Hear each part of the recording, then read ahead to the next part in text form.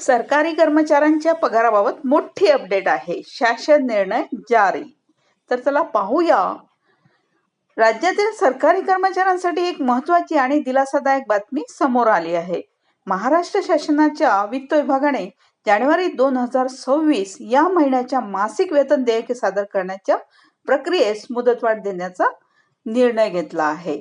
या संदर्भातील अधिकृत शासन परिपत्रक दिनांक 20 जानेवारी 2026 रोजी निर्गमित करण्यात आले असून या निर्णयामुळे अनेक शासकीय कार्यालयांना मोठा दिलासा मिळणार आहे. सध्या राज्यभरात शासकीय कार्यालयांमधील मंजूर पदांचा ताळमेळ सेवार्थ प्रणालीमध्ये घेण्याचे काम सुरू आहे.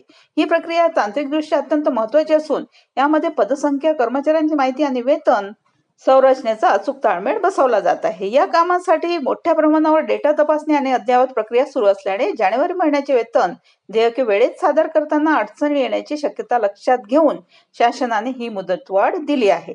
या निर्णयानुसार सर्व आहरण व संवितरण अधिकाऱ्यांना जानेवारी 2026 ची वेतन देयके कोषागारात सादर करण्यासाठी वाढीव मुदतीत कार्यवाही पूर्ण करण्याची मुभा देण्यात आली आहे.